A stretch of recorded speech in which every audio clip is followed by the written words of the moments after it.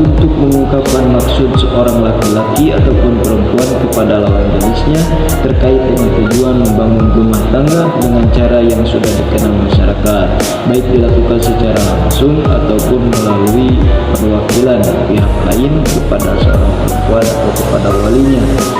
Kemudian dasar hukum tentang khitbah itu dalam Al-Quran surat Al-Baqarah ayat 235 yang berbunyi wala junahun 'alaikum fima 'aradtum bihi min khitbatin nisa'i aw akhnantum fi anfusikum 'alimallahu annakum satadhkurunahunna walakin la tuwa'iduhunna sirran illa an taqulu qawlan ma'rufa wa la ta'azzumu 'uqdatun nikahi hatta yablughal kitabu ajaluhu wa'lamu anna Allaha ya'lamu ma fi anfusikum fahdharuhu wa'lamu anna Allaha ghafurun halim. Yang artinya dan tidak ada dosa bagimu meminang perempuan-perempuan itu dengan sindiran atau kamu menyembunyikan dalam hati.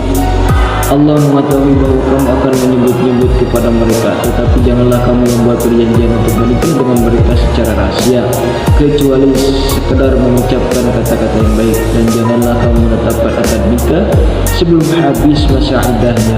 Ketahuilah bahwa Allah mengetahui apa yang ada dalam hatimu, maka takutlah kepadanya dan ketahuilah bahwa Allah Maha Pengampun dan Maha Penyantun.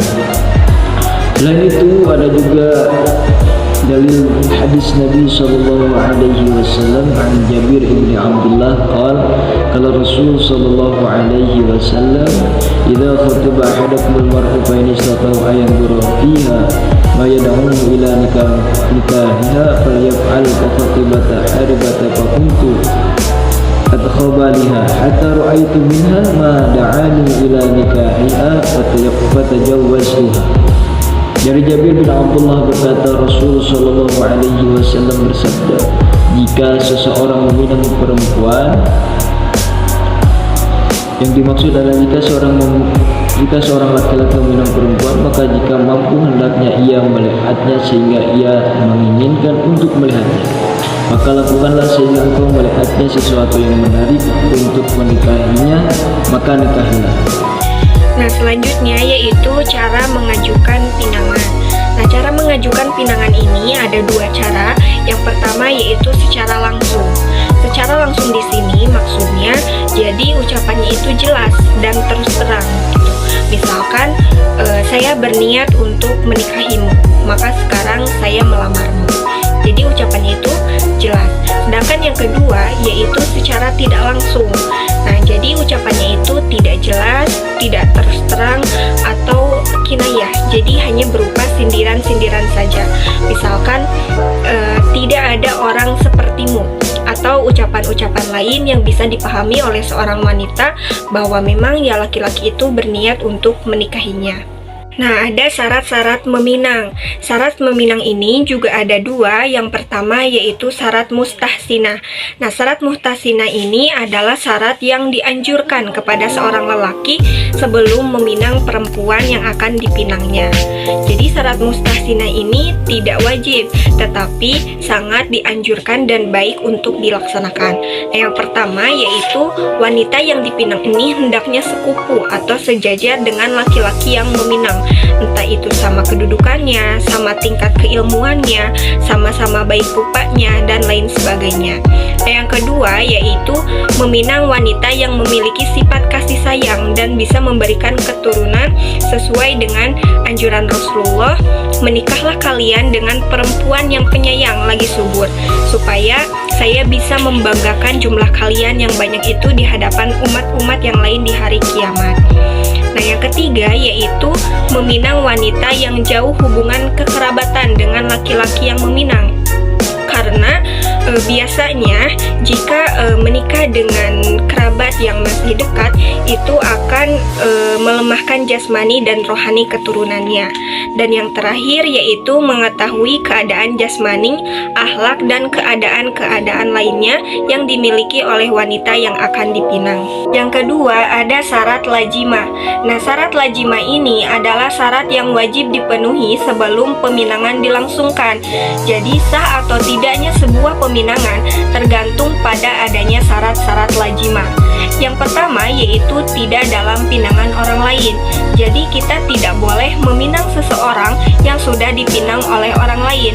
Seperti sabda Nabi, seorang mukmin adalah saudara bagi mukmin lainnya.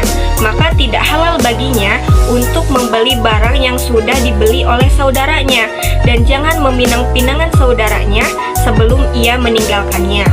Nah, yang kedua yaitu pada waktu dipinang tidak ada penghalang syar'i yang melarang dilangsungkannya pernikahan.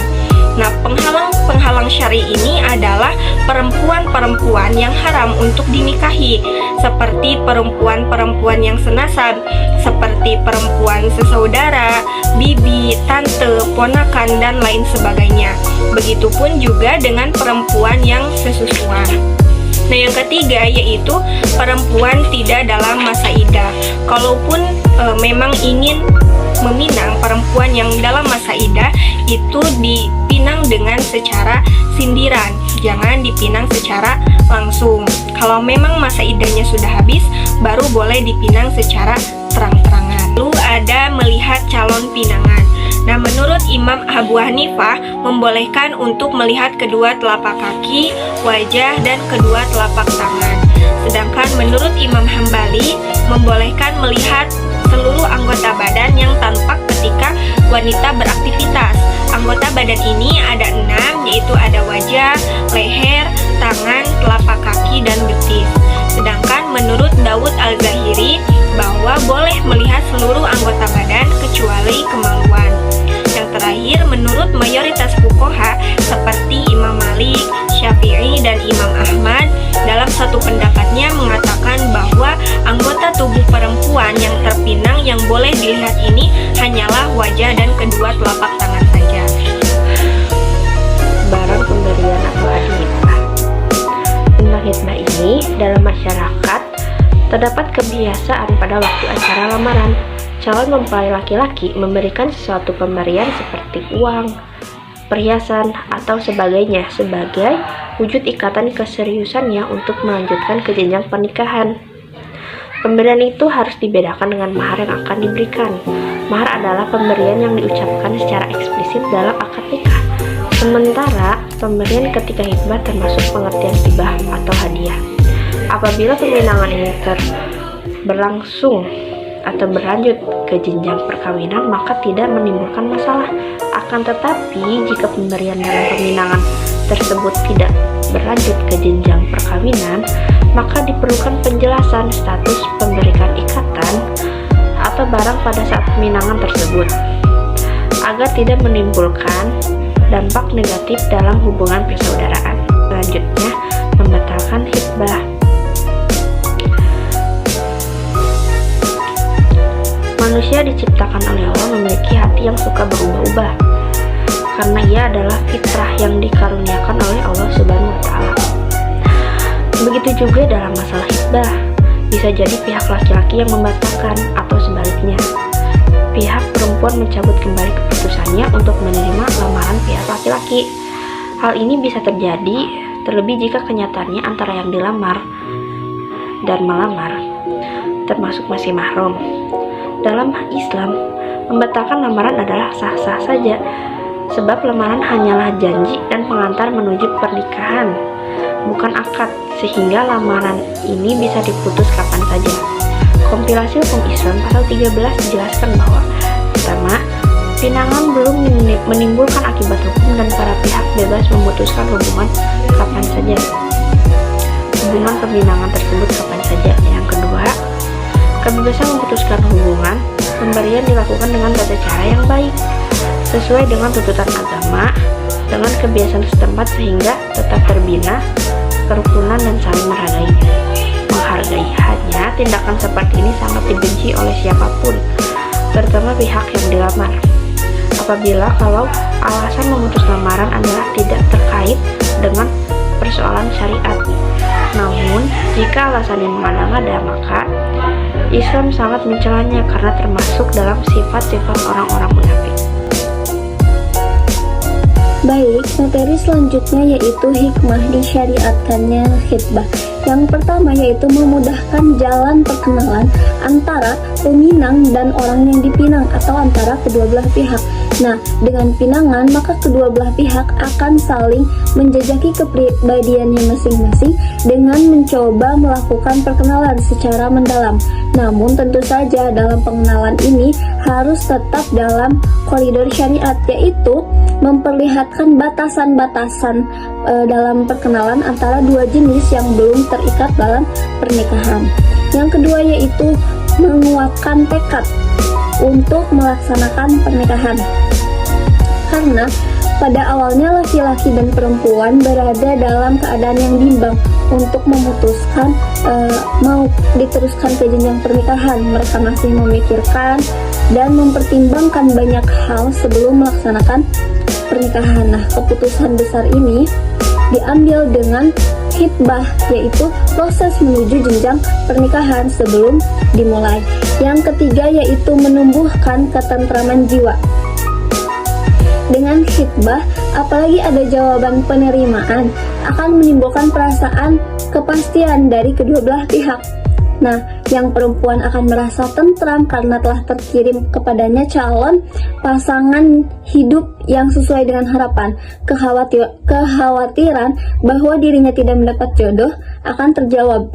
Nah, sedangkan dari pihak laki-laki yang meminang, ia akan merasa tentram karena perempuan ideal yang diinginkan telah tersedia menerima pinangannya. Yang keempat yaitu menjaga kesucian diri menjelang pernikahan.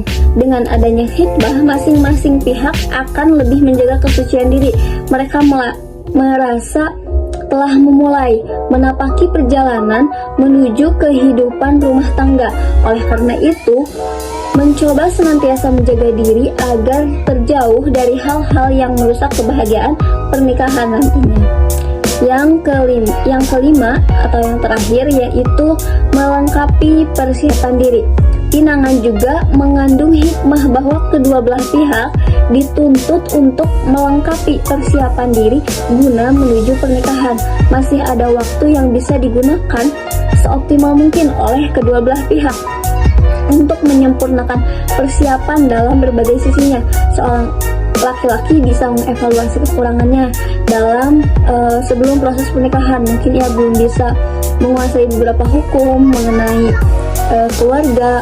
Nah, untuk itu seorang laki-laki bisa mempelajari tentang hukum-hukum yang berkaitan dengan keluarga terlebih dahulu. Nah, pihak perempuan contohnya belum bisa menguasai apa yang menjadi hak dan kewajibannya saat berumah tangga. Nah, pada saat khitbah ini diberikan waktu untuk pihak perempuan ini mempersiapkan dirinya, mengetahui mengenai hak dan kewajiban yang harus dipenuhi saat pernikahan. Mungkin cukup sekian. Terima kasih. Assalamualaikum warahmatullahi wabarakatuh.